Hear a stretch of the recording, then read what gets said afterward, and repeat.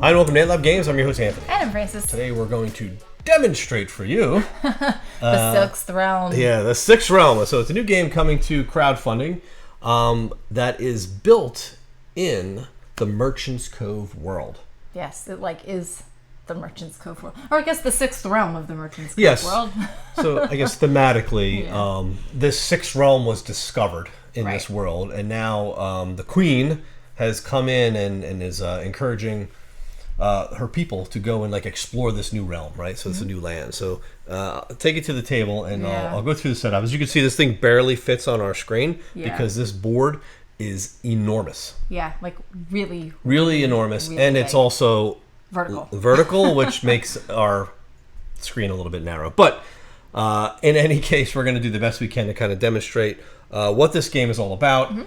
There is a lot to this game, so we're going to really just take you through a number of turns to demonstrate all the different areas and things you can do in this game, and there are endless things that you can do in this game. Now, there's so many different sections there's so many different components, so many different tracks, that there are a lot of different names that are definitely going to slip our minds in what we call things. So we're going to call things the wrong things. So we're going to definitely use the book. We shall reference the book to sort of help us out here. But just to give you a quick overview, what we're trying to do is really just build up an adventure and explore this new sixth realm, right? So if you look on the board, actually, if I can zoom in on this one section here, this is Merchant's Cove, right? So there's the dock that comes in. You've got a bunch of people. In fact, you've got sort of like the town of the merchants are, and these are all guilds. So this game is really based on the different guilds, and each guild has their own respective area of this map. Yes, where you can do different stuff. I was going to say mini games, but it's not mini games. It's almost different mini types mechanics of mechanics, I guess. Right. So just to go around, there's the guilds. The 6 different guilds are the Navigators Guild, the Builders Guild, the Scribes Guild, the Adventurers Guild, the Merchants Guild, and the Historians Guild. Right. Yes. Very good. Nailed it. So many. All right. So if you look at the top of the board, you'll see that symbol up there, with that blue one in the upper right-hand corner, is the Navigators Guild. So in that area of the board, if you do take the Navigators Guild as your primary guild for that round, for that turn rather, you get to do that area, right? And that's where there's a bunch of relics hidden out there, and there are a bunch of cities that you're going to sort of build towers in those cities and connect them with bridges, right? Yep. So if you go down a little bit further, you've got the Adventurers Guild, right? As we showed you before. So this is a dungeon that we're going to be exploring with our little adventurers, right?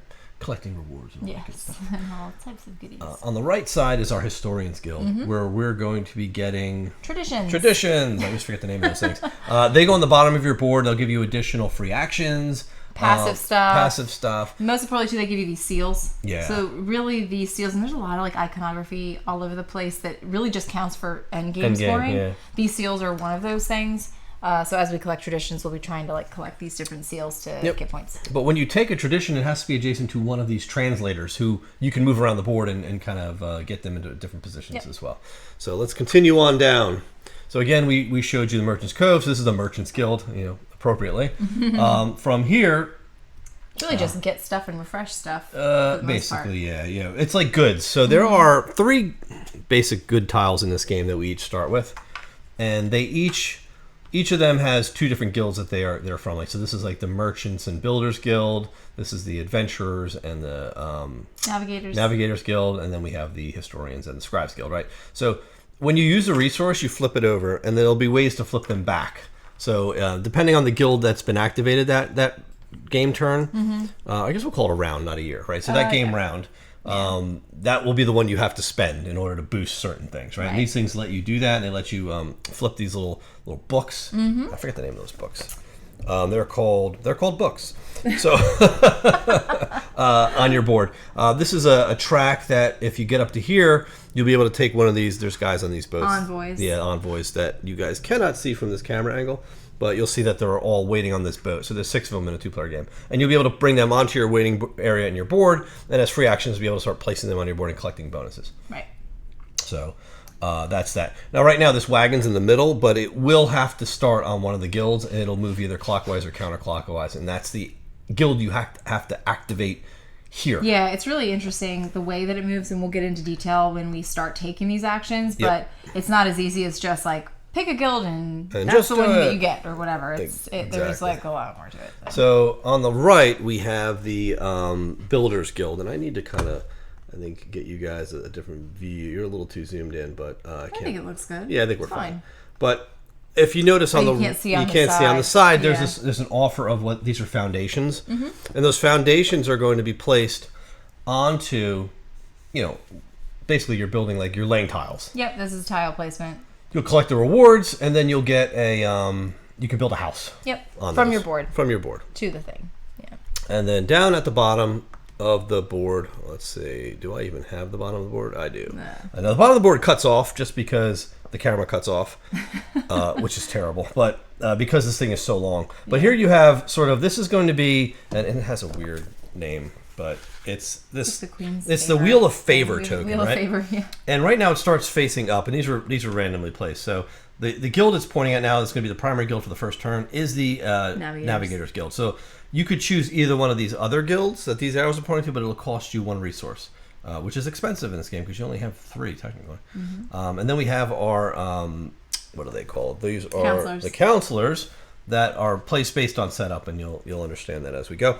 Over here, there's a track. You cannot see it. Let me zoom back out. There's a track that goes along here, which is the influence track, and we'll just be gaining rewards as we go up on this track, and we'll get to do that as part of our turn. And then finally, you have the Queen's chamber, I believe it's Chambers, called. I think. Yeah. See, this is her throne. Yeah, it's like her throne room. So this is mainly it's the Queen's castle area. Sorry. So they found this castle intact, so she made it hers, obviously. But there's an ambition track, which we'll be pushing up, and if we breach this area, we'll be able to place out a Queen's challenge. Right, which is again a lot of end game stuff. End game scoring. So we're probably not going to get into that. Yeah. And this is just our victory point track, right? Yep. And all these, again, it's iconography everywhere. Yeah. And it's one of those games where the more you play it, the more you're going to get used to the iconography. Yeah, but it's also one of those games where like you take an action, and then that triggers another action on your same turn, and then another action on your same turn, and like so you have to like really keep track of like what people are doing and what you're doing and when your turn is even over. So exactly. I guess we can talk just really briefly about the structure of the game as a whole. So the game's played over 3 years. Yes. I think with like 7 rounds each. There's 7 rounds. Right? Well, there's 7 rounds per year over 3 years. So you're talking 21 rounds. Yes, and we are not playing that entire game. Yes, so we'll be here for 3 hours on this playthrough, and we're not going to do that. We're going to try to show you every area and how it works, how the turn structure works. We can go over the player boards as well, because there's a lot going on there too. Yeah, there is. And we can talk about that. You want to talk about that? I can talk about that. Yeah, I'm sure you're parched. Take a sip of tea. So we have a couple of different, we have tracks down here. So first of all, we have our action point track, and we have our guild tracks down here. So when we take an action, you'll see this as we get started, like let's say we're taking a Navigator's Guild action, we're always going to get action points equal to the green number that this arrow is pointing to. So what we're going to want to... upside down. I'm sorry, what? Underneath it is upside down, isn't it? I think that was Leona. No, it might have been. Our daughter. Okay. That'll be there we go.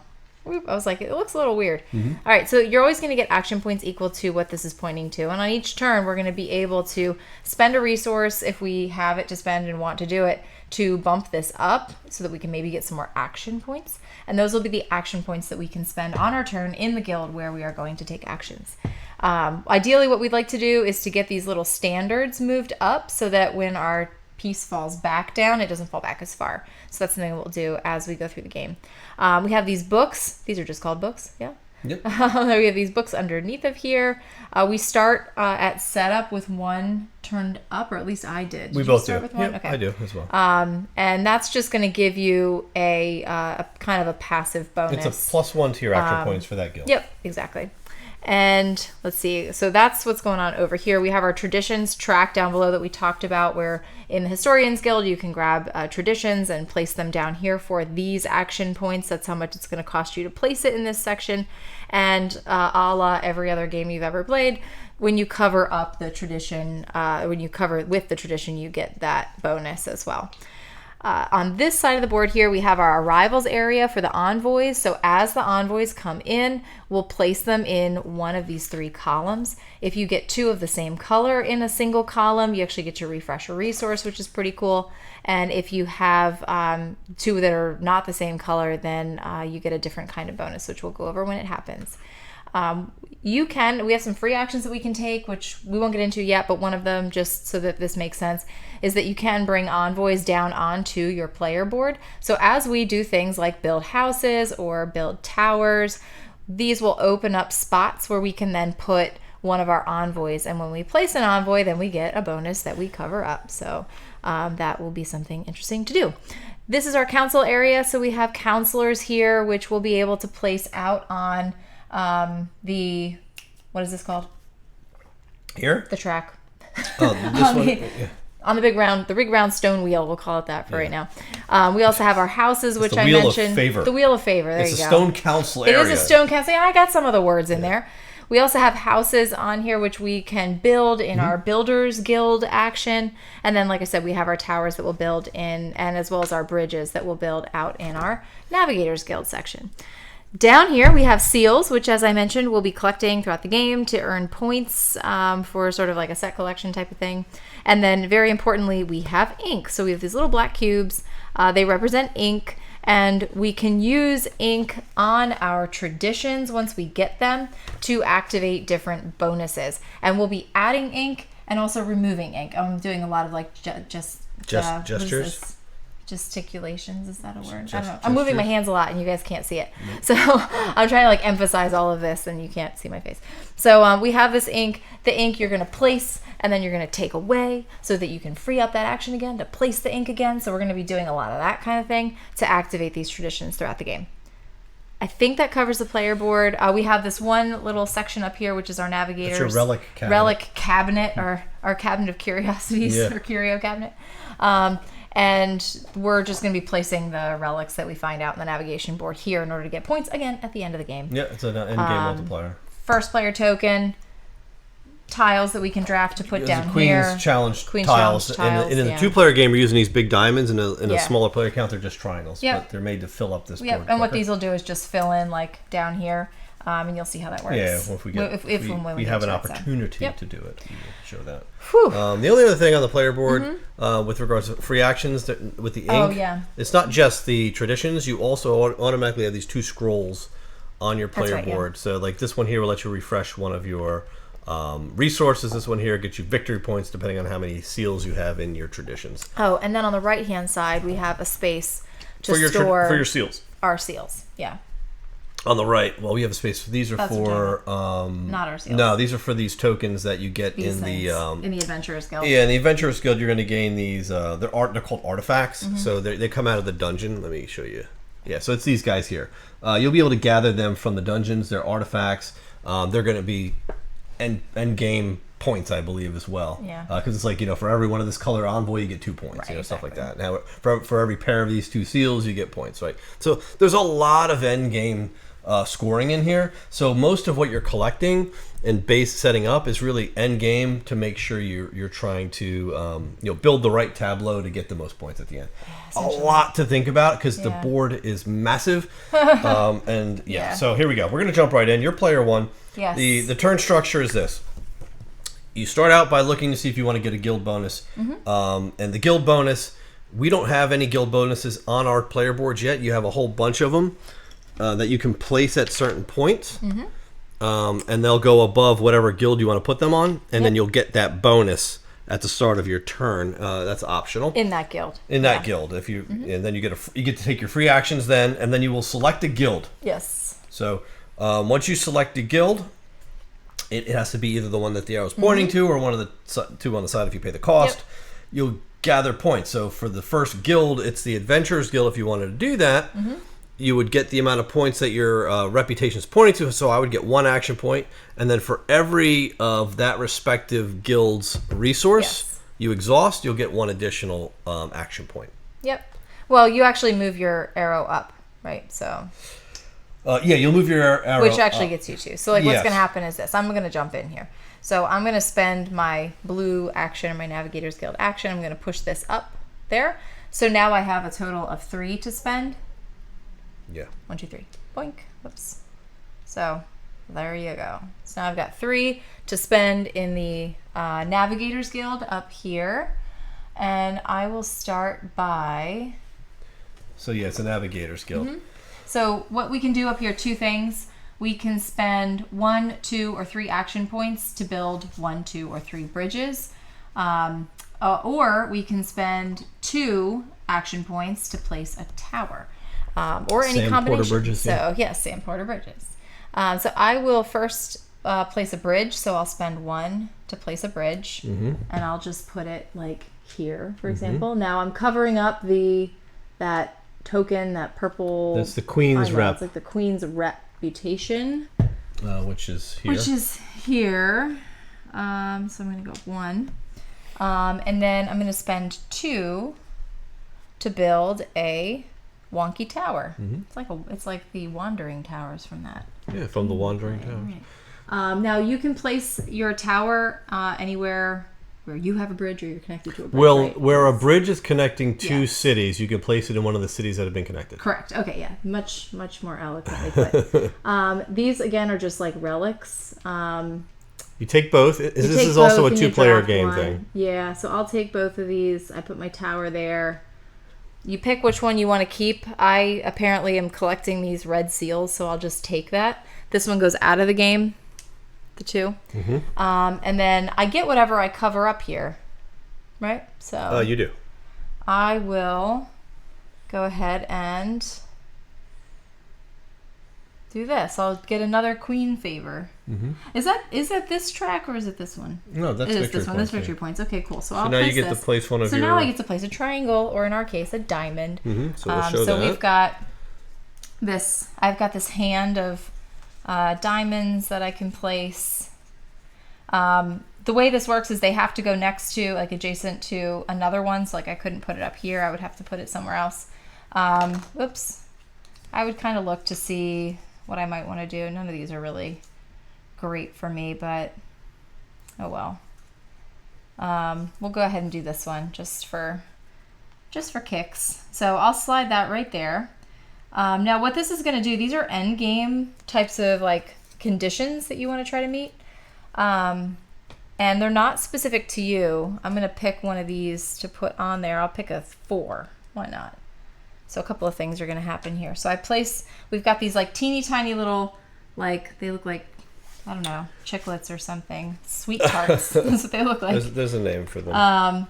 And we put those victory points like anywhere we want. So like They're called challenge tokens. Challenge tokens, right? Challenge Queen's tokens. challenge tokens. I'll put them here. You see we make all these little polka dots where they fit nicely.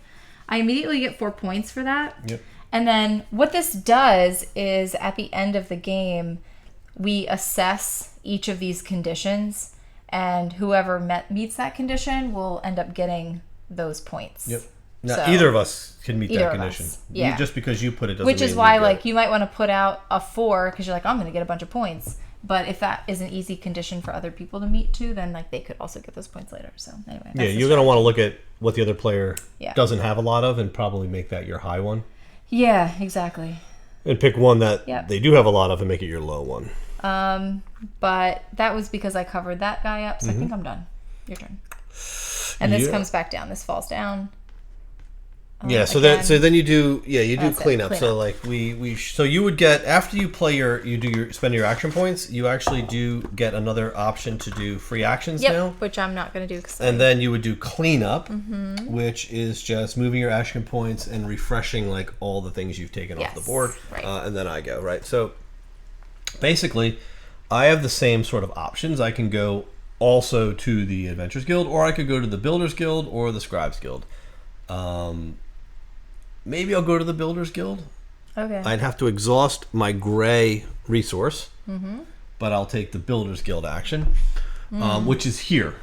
Really? Because you're only going to have 1 point to spend. You can't do Oh anything yeah, I with guess that makes sense. Yeah, that's what's tough about this in the beginning. You really don't have a lot of. Actually, yeah, I guess that doesn't make sense. So I'll have to go there as well, and I'll exhaust my resource to push mine up to the next level, and get 3 action points, like you did. I'd obviously want to put my bridge somewhere that connects two cities so I can build as well, which are the kind of the worst bonuses if you really think about it. So come to think of it, what are we doing next? So if I look at, let me put it up here so you guys can see what I'm looking at. There's some pretty cool things you can do here if you play your cards right. So I can go here to the Builders Guild, right? I think I could build it anywhere out here. And what that does is it lets me go up my rep track on the Builders Guild, right? So that's going to cost me what, 1 point? One for a bridge. For a bridge, I can spend all 3 and build 3 bridges actually. Yep, you can. Sam Porter bridges. So I'll do that. I'll spend 1 there. I'll spend 1 here to refresh my my resource. Yeah. Show the actual board. Actually, yeah. Sorry. Your head. Sorry. It's lovely mop of hair. Yeah. So I put 1 here. I got my resource, and I guess I'll put 1 more.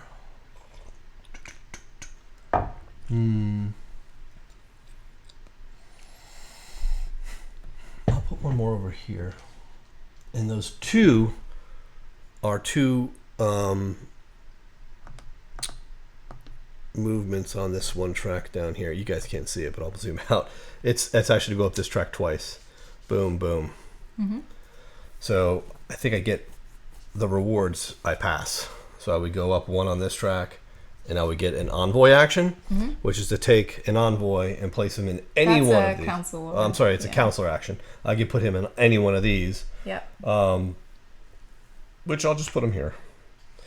No biggie. Okay. Do you want to remind people what they do? Basically, at the end of the round, wherever on the 7th turn, whoever has the queen's favor, and that would be the person to lead on this track, gets to turn this dial to any one of the guilds. Right. If whoever's envoy is there, or counselor, whoever's counselor is there, that person becomes player 1. Yeah, all that for player 1. It's a lot. All right, so that is the end of the turn. Nothing to refresh. We crank the dial. You go again. Now we're on. Now the primary guild is the Builders Guild. If you had a Builders Guild token, you would get the reward for that. Yes. I'm gonna make sure I did my turn correctly. Oh, okay. Well, that's important. That is very important. Yeah, I'm gonna have to spend this, otherwise I'm not gonna be able to do anything at this place. So I'll pump that up there. So I have 3 to spend. Yeah, I'll probably just.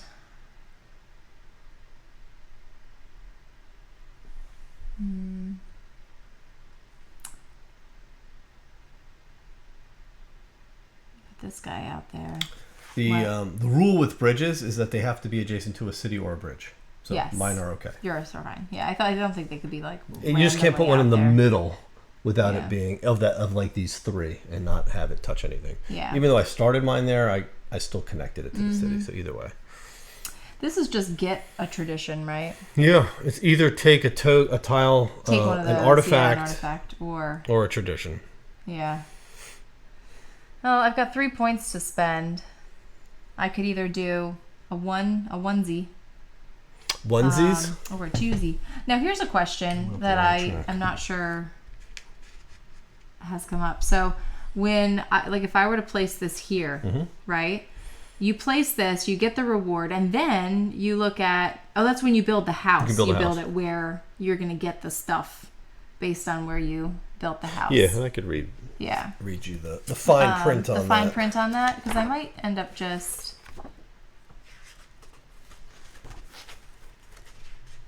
doing this. So first you place the foundation, and immediately after taking a foundation action, you may build a house if you have at least one house in the housing area of your player board. Yes, I do. Then you must spend action points to perform the row and column effects. These effects are found along the top and the right edges of the capital grid. Spend 1 action point to perform the row or column effect. Spend 2 to perform the row and column effects. So they do cost you. you don't get them for free. Oh, yeah. Which is what that's saying. 1 or 2 points when you place a house for the effects. Oh, right, yeah. But you don't have to place a house. You do not. Can I use this to cover up, like, one of these? Like, this is always confusing to me. No. There's, like, barriers, and you can go over the barriers. Like, if you had the big L piece, like, you can put it like that.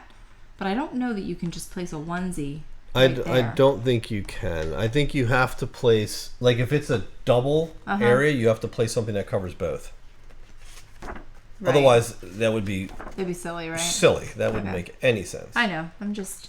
You know I like to push the envelope. I know. Whatever you can break the rules... I'll do it. You'll do it.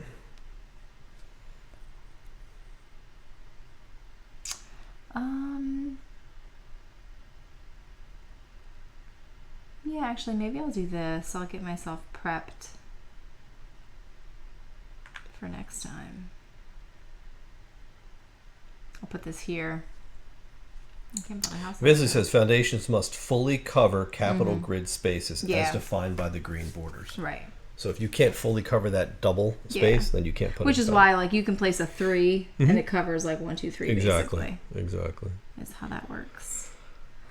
All right, I'll just go here. What do you got? Can't afford to build a house though, but that gets me. I can flip my purple building. Oh, your book thing, which gets me +1 point for next time. For next time, you take that purple guild action. Yeah, which is going to be next time. So. Oh yeah, purple's next. Okay. So that slides down, and that is all I get to do because I can't build a house. Okay. So I will also take the build action, and I have 3 points right now to start. And I think I'm going to spend this resource to push it up one more time. That's going to be 5 resources. How'd you get 3? Because I covered a thing that pushed my guild track up. Yeah, okay, gotcha. So I've got 5 guild points now. Guild action points that I can take. So let us see. So this one costs 4, huh? I know. That's big. That's a lot. That is redonkulous. And this... Yeah, but you can afford it. Oh, I know. I can easily afford it. I'm just saying. Navigation tracker. Oh, that. Okay. That's pretty cool. Yeah. So I'm going to do that. I'll buy this 4-bagger. I'll put it here. Okay. So I'm going to cover... You're going to flip your scribe? Yeah, so I'm going to flip the brown scribe, book rather. Yep.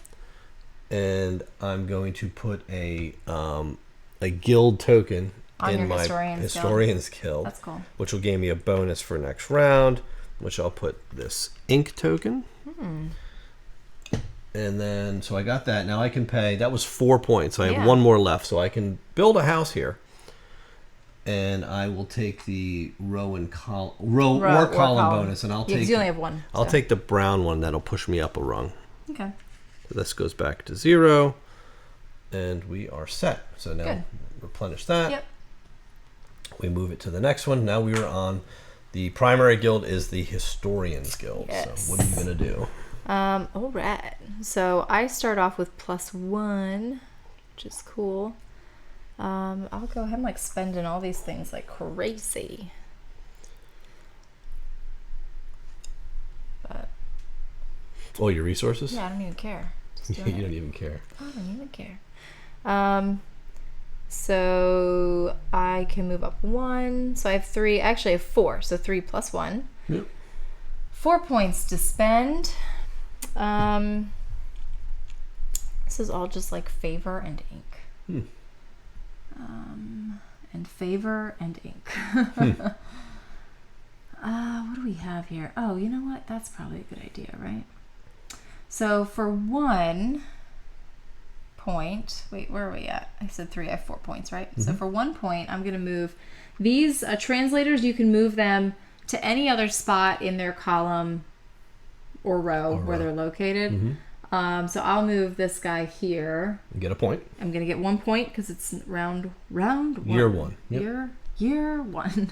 And I moved him there so that I can take this tradition. And what does that cost? And this is going to cost me, well, it depends on where I want to place it. So I'll just place it down here where it's cheap. For 2? For 2. Put it there. And you get ink for that, right? And I get an ink because I covered up an ink. Where's our bowl of ink? That's a great question. It's not in there? I don't believe it is. I think the bowl of ink is somewhere around here. We will locate that. We will find the bowl of ink shortly. I think okay, you owe me an ink. I do. And then I will spend my last point to move another one of these translators. And I will move... Well, maybe I'll just move him back. Like here. Take another one of these guys. Okay. All right, so replenish. So this is going to come down. I'm going to replenish the tradition. But this time, I think I'm going to spend an ink as my free action. Right. It's a free action, right? So I'll use my ink and put it here, and that bumps up my arrow. Your Adventures Guild. Adventures, because that's what we're about to do, and I got nothing to help me out with that. Cool. Okay. All right, my turn. So I'm going to go ahead and do the historian action, and I'll flip my resource to push this up 1. But since we are in the historians, I do collect my. You want to go grab the ink while I'm doing my turn? I think it's over there. Okay. So I get an ink because the primary guild for this turn, or this round, is historians, where I do have my guild token. So I am going to get that. I flip that so I go up 1, so I do get 3 action points for this round. And let me see. What do I want to do? Let's go over to the... Oh, here we go.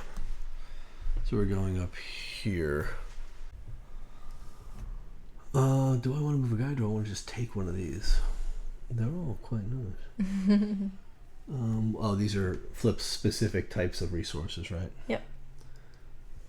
And that one is...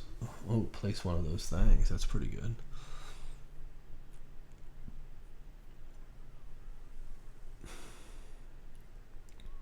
What are you gonna do? I don't know. I guess I'll just grab one of these. I wonder if these are... I think these are like one-time place a guild thing. And then it's got the little dude on it. Your envoy. Yeah. Oh, what does that mean, taking on? Oh, place an envoy, which I don't really have any, so I think... What I'll do is I'll just take one of this guy. Yeah. So I'm going to take this. I'll put it... I've got 3. That cost me 1 of my 3, and I've got 2 more. No, I didn't pay any yet, so I've got all 3 still. Yep. And I will place it...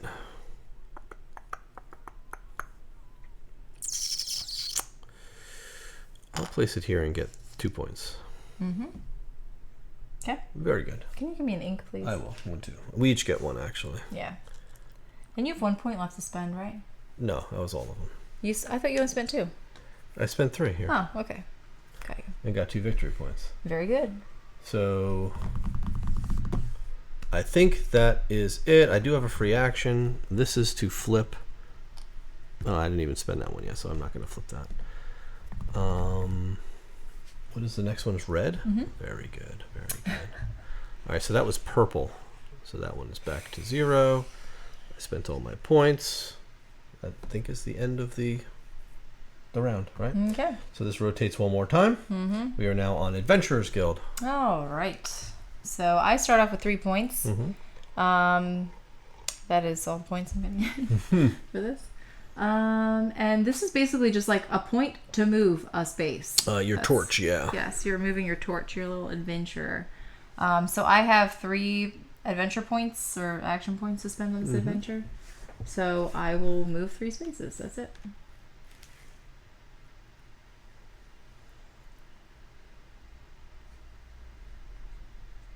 Yeah. So that's... 1, 2, 3. And I can either get an ink or remove an ink. I'll just remove this ink, maybe. Yeah, I'll just remove that. So what are you getting? You get to gain an ink, remove an ink. Mm-hmm. Gain an ink or remove an ink. So what do you do? I removed an ink. All right. So you're good? Mm-hmm. That's your whole turn. That's it. Okay. What are you So gonna do? I have 1 point. It's like, do I really want to do that? Actually, can you replenish the Oh yeah, you took that, didn't you? the tradition? Tradition. There you go. All right, I guess I'll do red, but I don't really need to go buck wild. I'll just move up 1 space. Boop. For my 1 point. I gain 1 point because that's what I'm pointing at. Mm-hmm. Spend 1 point, move up, get my ink. That's all I really want. Don't think I need to do any more here. Okay. So that's simple. We are on merchants.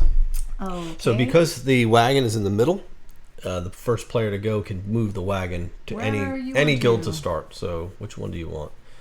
Where are we going next? To the brown? Now guild? again, the actions here are spend 1 point to flip a resource, and that resource will be of the respective guild you're on. Spend 2 points to flip a book. Spend 3 points to gain a resource of the respective guild the wagon's on. Because you're basically visiting that wagon, that guild's merchant with the wagon, Right. and buying goods. Yeah.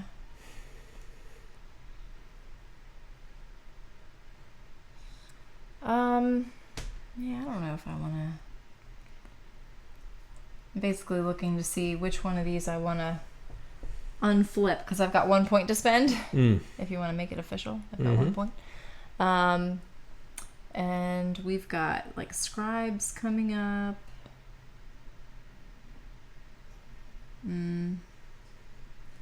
mean, I guess I'll just move him here. I guess it makes the most sense. Or maybe here. Move him there.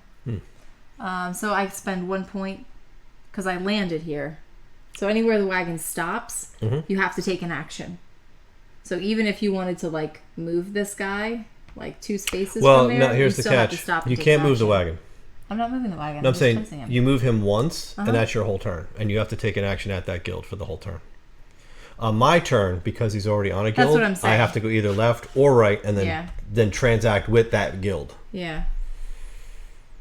I'm going to so I'm going to go here and I'm going to flip. Spend my point, and I'll flip my blue resource. That makes sense.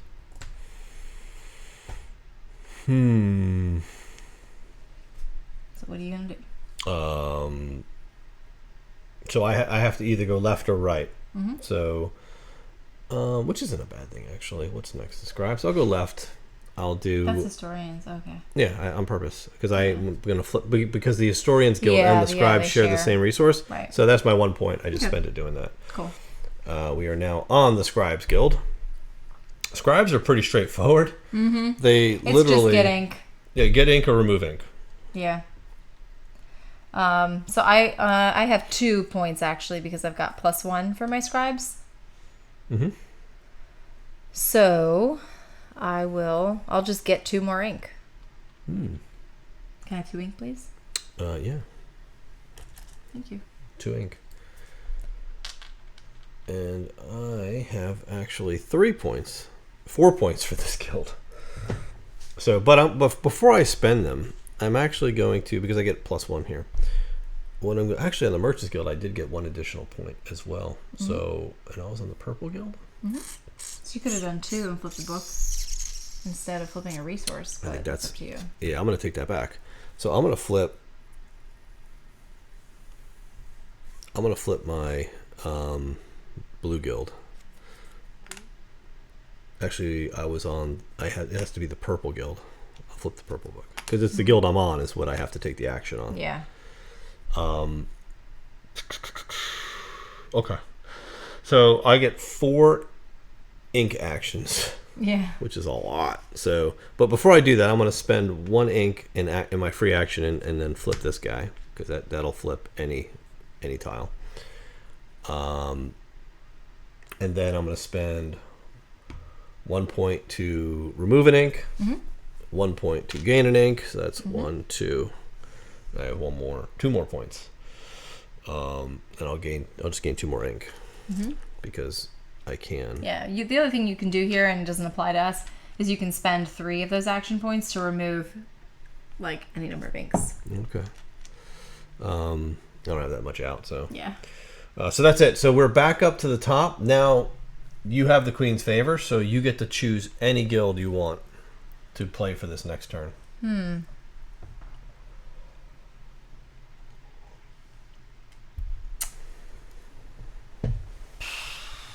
I don't know.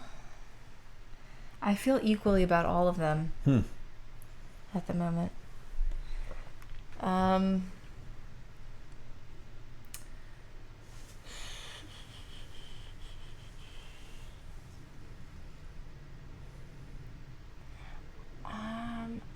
I guess maybe we can go to the...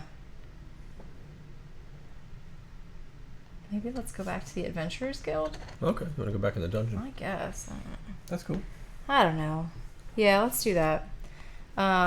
Okay.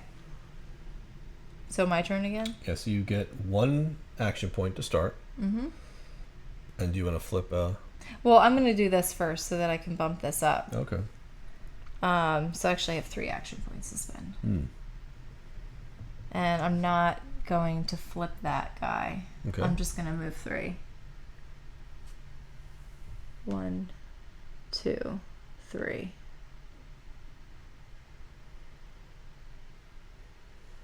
Or do I want to go here? I'll just go 3. 1, 2, 3. It's fine. Now this bumps you up that navigation track. Can you bump me up 1? And okay, cool. And then when it resets, I'll just go back to 2 instead. That's correct. Okay. I've got 1, so let me start by spending an ink to flip over this token. And then I'll move up 1 and then remove this ink. Are we tracking this round It's over at now. all? Yeah, because once you do that, that's the end of the round. Right. Yeah. Okay. Because it's 1, 2, 3, 4, 5, 6 turns plus the 7th is where you choose. Oh, is where you turn that. And that's how you know. That's how you know the round's over. Right. It's how it goes around. Yep. Okay. But because you chose this, Yeah. this gets flipped now. Right. And it can't. So I don't know. You can't see it on camera, but this gets flipped over, and now it does. You cannot choose that in the next year. Yeah, this is what I was getting at. So like what'll happen is like all of these have to get flipped, and that's kind of how you track to end game. Well, 3 of them. Once 3 of them are flipped, right? You'll know what round it is. Like so, if we chose this one next round, that would flip, and we know that this can't be the last. You can't choose that action for the 3rd round as your final 7th action, right? Because you only get to do that 3 times. So that's how you know we're done with round 1. Right. So then we would do end of the year stuff here. So we'll go through that a little bit. I think we've demonstrated pretty much every... Yeah, I think that's pretty much everything, with the exception of in-game scoring, which is where you're going to get the majority of your like points because you're kind of building up to that, sort of, which makes it kind of hard to track during the game. But yeah, so the once all players take a turn, we got to prepare for the new year. So this is what is called the new year. After the end of the 7th round, we would have to do New Year preparations. We would rotate the wheel of favor so that central arrow points towards the first guild section. And then we would do like swapping guild. We'd choose 2 guild tiles to swap their positions, guild tiles. So what would happen here is we have the ability to lock these tiles, and we can actually move these tiles around. So there's more manipulation for end game. And then we would start the next one. What you didn't see was us gaining envoys. yes, Which happens when we move up this track. Which we didn't go up popularity. That was the thing. But when you go up the popularity track, and I'll show you that one up close. Right. This one here. So this popularity track, as you go up this popularity track, when you hit the 3 in popularity, you get to pick a guy. He comes back to your board, and then this resets back down again.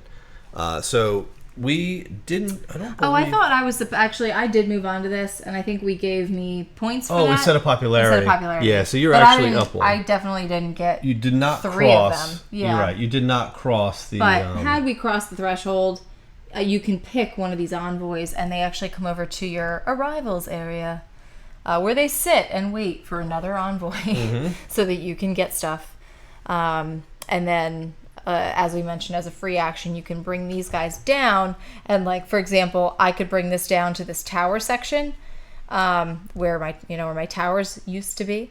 And that would give me a seal. So I could collect a seal. If this house was out here and I placed him here, I could flip a book over. So they just give you like some extra bonuses as you uncover these things. Yep.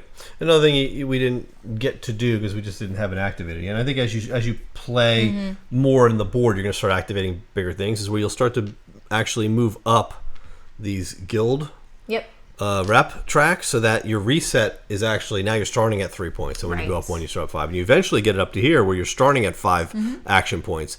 And then you can bump it up to 8. Which is why you can see that this game will get very long, because we played this first round with like a bunch of 1s and 2s and 3 value actions. But when you start getting up to like, I have 8 action points to spend in this one location, and I'm going to take this and put it there, and then put an ink on it, and I'm going to get this thing, and I'm going to move this guy, and you end up doing a lot. Yeah, so you can a turn really start to trigger a lot of bigger actions and start to really build out your board and start triggering those little envoy dudes to do even more stuff.